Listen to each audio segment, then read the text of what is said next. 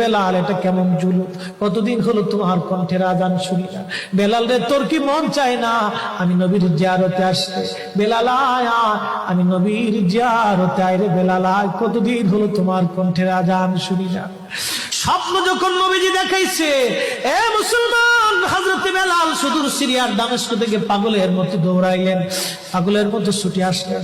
যখন মদিনাতে আসলেন তখন তাহাজ্জুদের সময় চলতেছিল। তাহাজ্জুদের সময় চলার সময় হযরত বেলাল রাদিয়াল্লাহু আনহু কাঠের জালি দিয়ে তখন রওজা শরীফ ঘিরে রাখা ছিল। ওই জালির পাশে বসে বসে জালির সঙ্গে মাথা ঠেকাইয়া নবীর পাগল বসে বসে গুনগুন গুনগুন করে কাঁদে আর বলে, হুজুর আপনি আসতে বলেছিলেন, গোলাম এসে হাজির হয়েছে।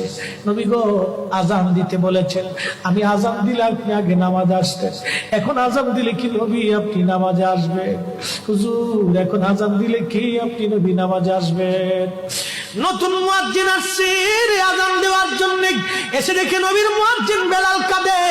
ডাক দেখে মদিনাবাসী শুনছো, নবীর মুয়াজ্জিন ফিরে এসেছে, বেলাল আসছে, বেলাল ফিরে আসছে। এই কথা শোনার পরে সব সাহাবী ঘর থেকে বের হয়ে দৌড়ায় এসে দেখে বেলাল কাঁদে। সাহাবীরা বলে, বেলাল আজান দাও, কতদিন হলো তোমার কণ্ঠের আজান শুনি না। বেলাল আজান দাও, কতদিন হলো আজান শুনি না রে বেলাল। বেলাল বলে, সাহাবীরা রে, আমি আজান দিলে কি নবী নামাজ আসবে বলো? সালমান ফারসি রাদিয়াল্লাহু আনহু ডাক দেখে, সাহাবীরা আমাদের কথাই বেলাল আজান দিবে না, তোমরা যাও দেখো হাসান আর হুসাইন দুইজন ঘরের মধ্যে আছে। ইমাম হাসান হুসাইন রাদিয়াল্লাহু আনহুমা যদি বলে তাহলে বেলাল অবশ্যই আজান দিবে। সালমান ফারসির পরামর্শে সাহাবীরা দৌড়ায় গেলেন। বর্তমান 7 নম্বর গেট বাবুস সালাম বরাবর একটা মসজিদ আছে, মসজিদে আলী। এটাই ছিল হযরত ফাতেমা রাদিয়াল্লাহু আনহার বাড়ি। এই বাড়িতে দৌড়ে যাওয়ার পরে ইমাম হাসান হুসাইন রাদিয়াল্লাহু আনহুমা দুইজনকে নিয়ে আসা হলো। দুইজনকে নিয়ে আসার পরে হযরত ইমাম হাসানকে দেখতে আমার নবীর মতো দেখা যাইতো, চেহারাটা রাসূল করিমের চেহারার মতো ছিল। নাতি দৌহিত্র নানার চেহারা পেয়েছিলেন, ইমাম হুসাইন ও নানার সুরত পেয়েছিলেন। দুই ভাই নানার সুরত পেয়েছিলেন। হযরত বেলাল রওজা শরীফ থেকে উঠে হযরতে হাসানের বুকের মধ্যে মাথা ঠেকায় কাঁদতেছে, ইমাম হুসাইনের বুকের মধ্যে মাথা ঠেকায় কাঁদে। হযরত ইমাম হাসান ডাক দেখে, নানার মুয়াজ্জিন, কতদিন হলো তোমার কণ্ঠে আজান শুনি না। যেই কণ্ঠ দিয়ে নানার আজান শুনাইতা, যাও গো ওই কণ্ঠ দিয়ে আমাদেরকে আজান শোনাইয়া যাও। যখন হযরতে বেলাল ইমাম হাসান এই কথা বললেন, হযরত বেলাল দৌড়াই গেলেন। যেই বনু নাজ্জার গোত্রের মহিলা সাহাবীর ছাদের উপরে দাঁড়ায় বেলাল আজান দিত। আবু দাউদের 519 নম্বর হাদিসের মধ্যে আসছে, প্রত্যেক ফজরের নামাজের শুভেচ্ছা আদিকের আগে বেলাল দাঁড়াইতেন। দাঁড়ায় আজানের আগে বলতেন, আল্লাহুম্মা ইন্নী আহমাদুকা ওয়া নাস্তাঈনুকা আলা কুরাইশিন ইউকিমুদ্দীনাক। প্রত্যেক ফজরের আজানের আগে এই দোয়াটা পড়ে বেলাল আজান শুরু করতেন। হযরত বেলাল রাদিয়াল্লাহু আনহু আজকে তাহাজ্জুদের আজান দিতে গেছে। আজান দিতে যাওয়ার পরে হযরত বেলাল যখন আজান দিলেন, আল্লাহু আকবার, আল্লাহু আকবার, আজানের মধুর ধ্বনি সারা মদিনার রন্দে রন্দে ছড়িয়ে গেল। মদিনার ঘর থেকে সব সাহাবী বের হয়ে দৌড় মারছে।